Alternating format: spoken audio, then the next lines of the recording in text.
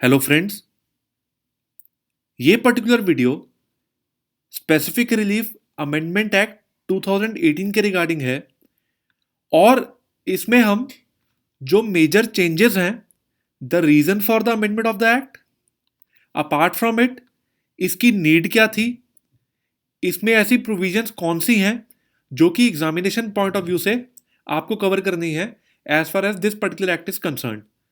अब दोस्तों ऐसा है कि जो ये स्पेसिफिक एक्ट था 1963, तो विद पैसेज ऑफ टाइम जो इंफ्रास्ट्रक्चर प्रोजेक्ट्स थे कंट्री के अंदर और काफ़ी ऐसे कॉन्ट्रैक्ट्स थे जिनमें डिले हो रहा था वर्किंग में, तो गवर्नमेंट ने इन चीज़ों को फिक्स किया और specific relief act amendment act आया, जिसमें जो पूरा रोल था स्पेसिफिक रिलीफ एक्ट का, दैट इज पहले था कि डैमेजेस इज द नॉर्म। अगर किसी पार्टी ने स्पेसिफिक परफॉर्मेंस नहीं की, damages was the norm and उस चीज की स्पेसिफिक परफॉर्मेंस थी एक एक्सेप्शन। बट जो अमेंडमेंट है, इन्होंने इस चीज को पूरा ओवरव्यू ही चेंज कर दिया। That is now specific performance is the norm. मतलब अगर किसी भी जो पार्टी है, अगर वो ऑब्लाइज्ड है टू डू समथिंग और कुछ ऐसे नए टर्म्स जैसे कि सब्स्टिट्यूटेड परफॉर्मेंस क्या है, इंफ्रास्ट्रक्चर प्रोजेक्ट्स क्या है, इन सब के रिगार्डिंग डील की जाएगी। ये सब इसका जो मोटिव था, ताकि जो बिजनेस वर्क कर रहे हैं इंडिया में उनको थोड़ा ईज किया जा सके, they can be executed in time. जो भी पर्टिकुलर कॉन्ट्रैक्ट्स हैं, स्पेसिफिक परफॉर्मेंस हो सके उन प्रोजेक्ट्स की, और सबसे main focus that is infrastructure projects, जो कि ऐड किया गया। और एक नया टर्म जो कि आपको अच्छे से गो थ्रू करना है, दैट इज सब्स्टिट्यूटेड परफॉर्मेंस।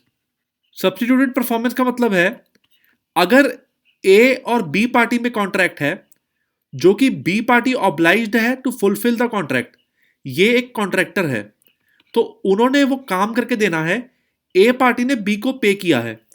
अगर बी पार्टी काम नहीं करती, then A can get the contract executed by party C by serving a notice to party B. 30 days का नोटिस पीरियड प्रोवाइड किया गया है।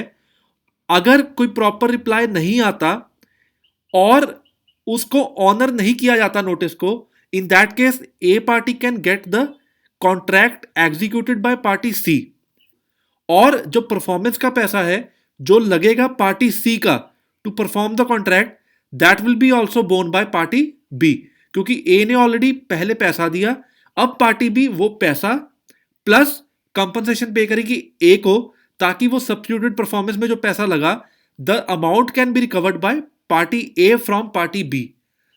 और दोस्तों अब जो मेजर पॉइंट है, जो स्पेसिफिक रिलीफ अमेंडमेंट एक्ट है, इसमें 3 तरह के मेन ऑब्जेक्ट्स को देखा गया। वन इज, जो मैंने बात की, specific performance is the norm now. Specific performance की जाएगी हर उस कॉन्ट्रैक्ट की, ताकि किसी भी तरह का डिले ना हो और प्रोजेक्ट्स लेट ना हो। दूसरा चीज जो मैंने बात की रिगार्डिंग द सब्स्टिट्यूटेड परफॉर्मेंस, ये पर्टिकुलर फोकस था इस पर्टिकुलर चेंज का।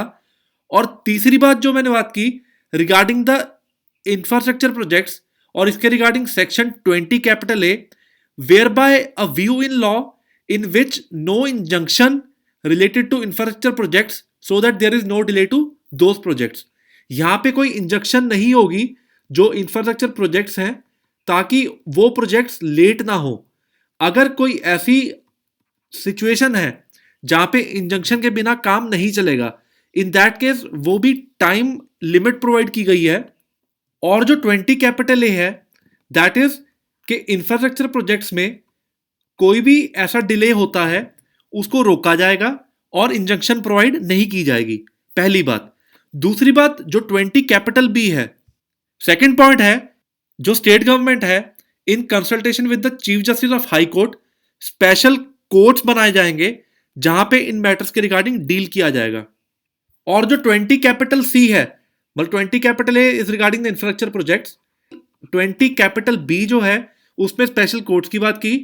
20 कैपिटल सी ये कहता है कि अगर कोई भी ऐसा कुछ फाइल किया जाता है केस अंडर सीपीसी, उसको 12 मंथ्स के अंदर डिस्पोज किया जाएगा, और इसके अलावा जो मैक्सिमम एडिशनल टाइम पीरियड है दैट इज 6 मंथ्स, ताकि स्पीडी रेमेडी मिल सके और प्रोजेक्ट्स में किसी भी तरह के कॉन्ट्रैक्ट्स में डिले ना हो, और इस पर्टिकुलर अमेंडमेंट का जो पर्पस है उसको फुलफिल किया जा सके। दोस्तों अब स्टार्ट करते हैं regarding the comparison between specific relief act 1963 और अमेंडमेंट एक्ट। दोनों में क्या चीजों का डिफरेंस लिया गया और कहां पे कौन सा सेक्शन अमेंड किया गया या ऐड किया गया, उसके रिगार्डिंग अब स्टार्ट करते हैं।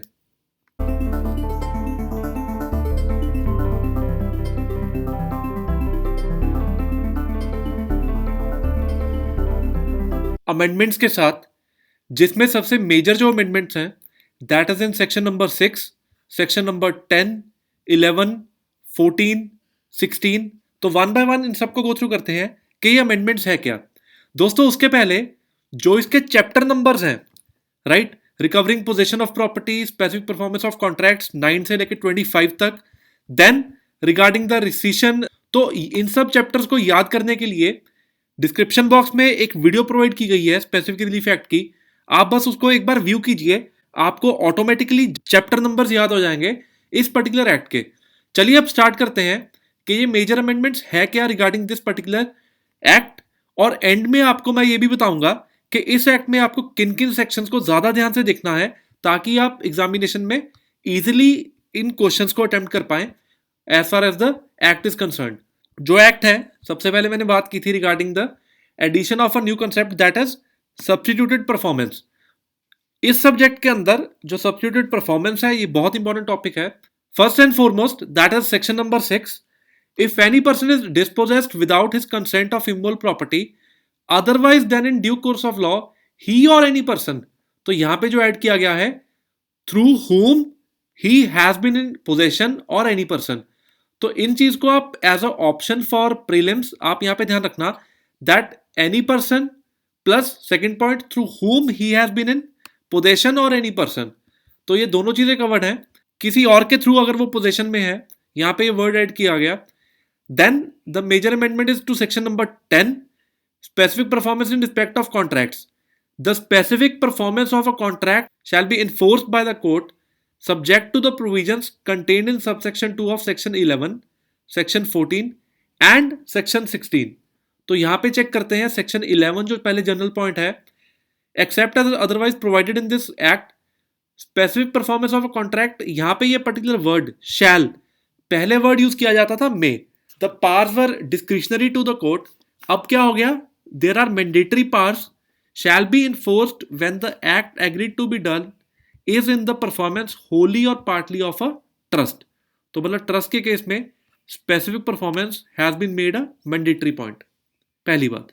दूसरी बात, a contract made by a trustee in excess of his powers or in breach of trust cannot be specifically enforced।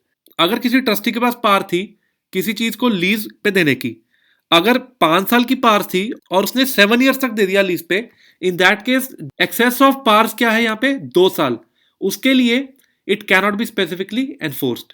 तो यहाँ पे जो सेक्शन 10 था, the specific performance of contract shall be enforced by the court subject to the provisions contained in subsection 2 of 11, section 14 and section 16। तो ये important section है दोस्तों, 9 to लेकर 25 तक सारा ही इंपॉर्टेंट पार्ट है। अभी के लिए हम अमेंडमेंट्स एक बार गो थ्रू करते हैं। 14 के अंदर 14 कैपिटल ए ऐड किया गया है।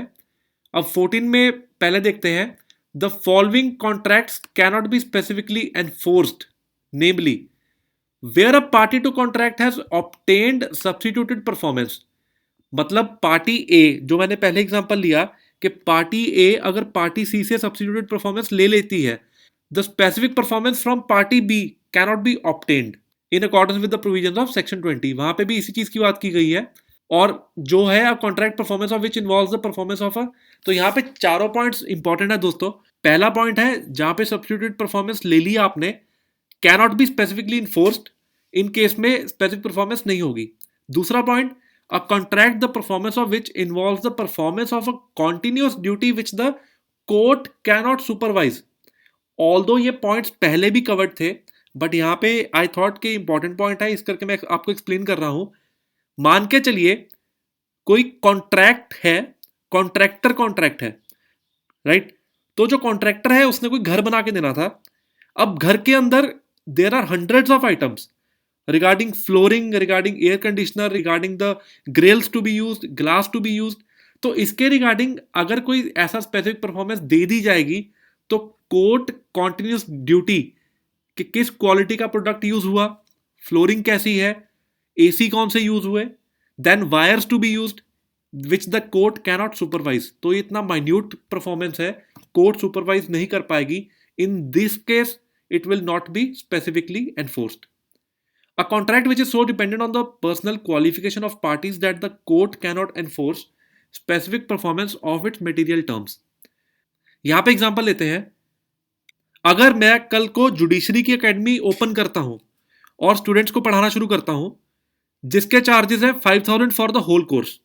अब इस केस में 1-1.5 महीने बाद कोई स्टूडेंट आता है, वो कहता है जी कि मैं आपके अगेंस्ट केस फाइल कर रहा हूं फॉर द परफॉर्मेंस कि आपने बोला था कि 2 महीने में सारा सिलेबस कंप्लीट हो जाएगा। इन दिस केस कोर्ट ऐसा कोई ऑर्डर नहीं पास करेगा फॉर द स्पेसिफिक परफॉर्मेंस, क्योंकि अगर ऐसा कुछ होगा, यहां पे क्या है, पर्सनल स्किल्स इन्वॉल्व है, पर्सनल क्वालिफिकेशन इन्वॉल्व है। अगर कोर्ट ऐसा ऑर्डर पास कर भी देगा कि तुम इसको 2 महीने में सिलेबस कंप्लीट करवा दो, what I will do, I will just cover the names of the pair act, I will just cover कि जी ये इंपॉर्टेंट सेक्शन है, आप पढ़ लेना। तो इन केसेस में कोर्ट क्या सुपरवाइज करेगा? Not possible. So it will not be specifically enforced. A contract which is in its nature determinable, that means दोनों पार्टीज की रजामंदी से उन्होंने पहले ही क्लोज कर दिया कि ठीक है जहां तक हुआ आप यहां तक छोड़ दो। In that case it will not be specifically enforced, right. अब जो 14 कैपिटल है इसकी हेडिंग इंपॉर्टेंट है, power of court to engage experts. आप इसको एक बार रीड आउट कर सकते हैं। Who has obtained substituted performance of a contract under section 20। तो यहां पे अगर आप substituted performance ले चुके हैं अंडर सेक्शन 20 तो आप फिर से specific performance from the main party नहीं मांग सकते। फ्रॉम द पार्टी जो एरेंट पार्टी थी, जिसने प्रॉपर कॉन्ट्रैक्ट ओबे नहीं किया, आप उससे फिर सब्स्टिट्यूटेड परफॉर्मेंस नहीं मांगेंगे। सेक्शन 20 देखते हैं, substituted performance of contract. Friends यहां पे आपको मैंने स्टार्टिंग में एग्जांपल दी, राइट, कि सब्स्टिट्यूटेड परफॉर्मेंस है क्या, और वहां पे एक चीज स्किप की थी, that the option of substituted performance through a third party, मैंने सी का एग्जांपल लिया, और बाय हिज ओन एजेंसी। तो ये चीज भी इंक्लूडेड है। And recover the expenses and other cost actually incurred, spent or suffered by him from the party committing such breach. मतलब जो पार्टी वहां पे एग्जांपल था ए और बी ने ब्रीच किया, तो ए क्या क्लेम कर सकता है, recover the expenses and other cost actually incurred, spent or suffered by him from the party committing such breach। No substituted performance of contract under subsection 1 shall be undertaken unless the party who suffers such breach has given a notice in writing। मतलब condition वहां पे भी मैंने example में क्या बोला था कि जब तक आप नोटिस नहीं देते, दैट मीन्स यहां पे मैंडेटरी है कि आपको 30 दिन का नोटिस देना है, that either you perform the contract within such time as specified in the notice and on is refusal और फेलियर टू डू सो। अगर वो रिफ्यूज कर देता है या जो पार्टी बी है वो रिप्लाई नहीं करते, in that case he may get the same perform by third party or by his own agency, provided that the party who suffer such breach shall not be entitled to recover the expenses and cost under subsection 1 unless he has got the contract performed through a third party or by his own agency। Then subsection 3, where the party suffering breach of contract has got the contract performed through a third party or by his own agency after giving notice on subsection 1, he shall not be entitled to claim relief of specific performance against the party in breach। ये पहले भी बात की हमने कि अगर आपने substituted performance करवा ही ली है, इन दैट केस आप फिर से जो पार्टी ने ब्रीच किया उससे आप स्पेसिफिक परफॉर्मेंस क्लेम नहीं कर रहे, right. Nothing in this section shall prevent the party who has suffered breach of contract from claiming compensation from the party in breach। आपने बेसिक कॉस्ट भी रिकवर की और आप कंपनसेशन भी क्लेम कर सकते हैं, that is party A can claim the compensation. 20 capital A, special provisions for contract relating to infrastructure project. अब दोस्तों इसको ऐड करने का मोटिव क्या था? Provisions for contract relating to infrastructure project. पहले जानते हैं इंफ्रास्ट्रक्चर प्रोजेक्ट है क्या। It could be regarding railways, it could be regarding airports, it could be regarding education sectors, कि जब उसकी कंस्ट्रक्शन हो रही है रिगार्डिंग रोडवेज, उस केस में इंफ्रास्ट्रक्चर प्रोजेक्ट्स में कैसे डील करना है। तो यहाँ पे जो स्केड्यूल 1 है वहाँ पे स्पेसिफिकली प्रोवाइड किया गया कि जो transport, energy, water and sanitation, communication, social and commercial infrastructure, इन केसेस में आपको किस वे से डील करना है, that is section 20 capital A. सबसे पहला point, special provisions for contract relating to infrastructure project, no injunction shall be granted by a court. ये एक मैंडेटरी प्रोविजन है। यहाँ पे जो रूल है that is no injunction shall be granted by a court. Further देखते हैं, in a suit under this act involving a contract relating to an infrastructure project specified in the schedule where granting injunction would cause impediment or delay in the progress or completion of such infrastructure project. There were number of cases in the country जिस वजह से infrastructure projects complete नहीं हो पाते थे, तो law ही amend कर दिया गया for the betterment of the country in order to speed up the process of infrastructure projects. तो इसका आप जो एसेंस है ना फ्रेंड्स, कभी भी लॉ जब आप स्टडी करते हैं, ट्राई योर बेस्ट, ऐसा ना कीजिए कि सेक्शन 1 ये है, 2 ये है, 3 ये है, रट्टाफिकेशन स्टार्ट हो गई। First of all understand the basic of the act कि एक्ट क्यों बनाया गया, उसका मोटिव क्या है। 90% लॉ आपको वही क्लियर हो जाएगा जब आप मोटिव ऑब्जेक्ट अपने दिमाग में बिठा लेंगे। बाकी जो पार्ट है, एक बार ऑब्जेक्टिव समझ आ गया कि ये एक्ट क्यों बना, बाकी जो सेक्शंस हैं they will be in chronological order, easily समझ आएंगे अगर ऑब्जेक्ट समझ आ गया आपको एक्ट का।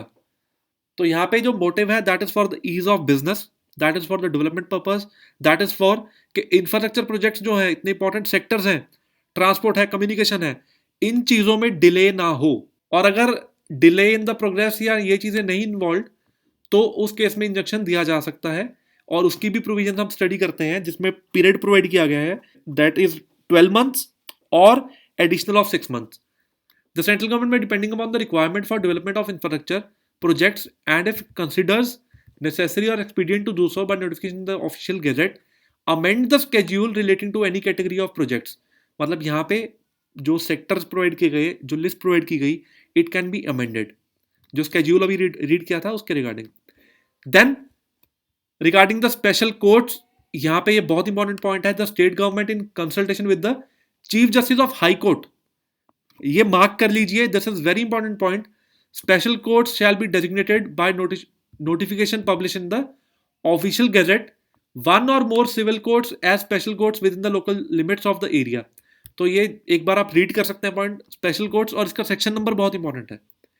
एक्सपीडिशियस डिस्पोजल ऑफ सूट्स, जो मैंने बात की regarding the time period, 12 months from the date of service of summons to the defendant, provided that the said period may be extended for a further period of not exceeding 6 months in aggregate after recording reasons in writing for such extension by the court. और comment box में अपने comment या feedback देना ना भूलें, ताकि हमें जो फर्दर वीडियोस हैं वो वीडियोस किस टॉपिक पे हो, या इसी टॉपिक में अगर इफ यू वांट कि something has been missed out, तो आप उसको एक बार कमेंट बॉक्स में लिख सकते हैं और नए वीडियोस में और इंप्रूवमेंट किया जाएगा। काफी रिक्वेस्ट थी, काफी मैसेजेस थे स्टूडेंट्स के for the covering this act from point of view of amendment act. अगर बेसिक एक्ट के चैप्टर नंबर फिर से मैं रिपीट कर रहा हूं, आपको वो करने हैं, check the videos in the description box. जल्द ही और वीडियोस पोस्ट की जाएंगी। वीडियोस क्या होनी चाहिए, just comment in the comment box, ताकि आइडिया मिले कौन सी वीडियोस रिक्वायर्ड है फॉर योर एग्जामिनेशन। आप इन वीडियोस को अपने दोस्तों के साथ भी शेयर कर सकते हैं ताकि उनको भी हेल्प मिल पाए। Thanks a lot.